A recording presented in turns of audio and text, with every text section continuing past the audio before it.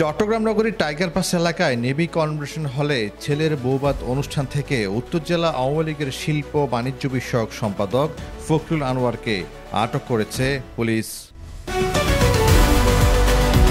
তিনি ফটিকছড়ি আসনের সাবেক এমপি রফিকুল আনোয়ারের ছোট ভাই। ১ ফেব্রুয়ারি শনিবার মধ্যরাতে খুলশী থানা পুলিশ তাকে অবরুদ্ধ অবস্থা থেকে আটক করে থানায় নিয়ে যায়।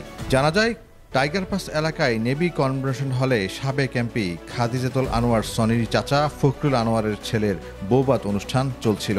অনুষ্ঠানে সাবেক এমপি সনি ও নজিবুল বশর মাইজভান্ডারি উপস্থিত থাকার কথা ছড়িয়ে পড়লে এ সময় সেখানে ছাত্র জনতা হাজির হয়ে স্লোগান দেয়।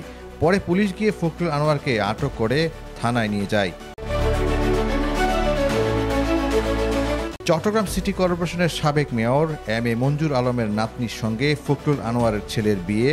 পরবর্তীতে শনিবার রাতে বৌভাত অনুষ্ঠানের আয়োজন করা হয়েছিল নেভি কনভেনশন হলে। রাত ৯টার দিকে বিয়েতে আসা কয়েকজন আওয়ামী লীগের নেতাদের উপস্থিতির বিষয়টি সমন্বয়কদের অবগত করেন। হঠাৎ করেই শতাধিক যুবক কমিউনিটি সেন্টারের বাইরে জড়ো হয়।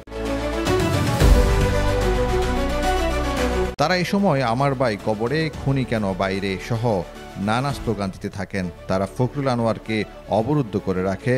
খবর পেয়ে পুলিশ ও সেনাবাহিনী ঘটনাস্থলে গিয়ে ফখরুল আনোয়ারকে আটক করে।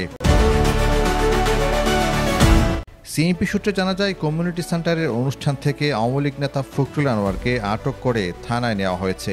তার বিরুদ্ধে কয়টি মামলা রয়েছে তা যাচাই বাছাই করা হচ্ছে। বৈষম্য বিরোধী ছাত্র আন্দোলনের নেতাকর্মীরা তাকে অবরুদ্ধ করে রেখেছিল। তবে রাতে আওয়ামী স্বৈরাচারের দোসরদের নিরাপদে সরিয়ে দেওয়ার অভিযোগ এনে বিক্ষোভ মিছিল করেছে চট্টগ্রাম মহানগর ইসলামী ছাত্র শিবির। নিউজ ডেস্ক, প্রতিদিনের কাগজ, চট্টগ্রাম।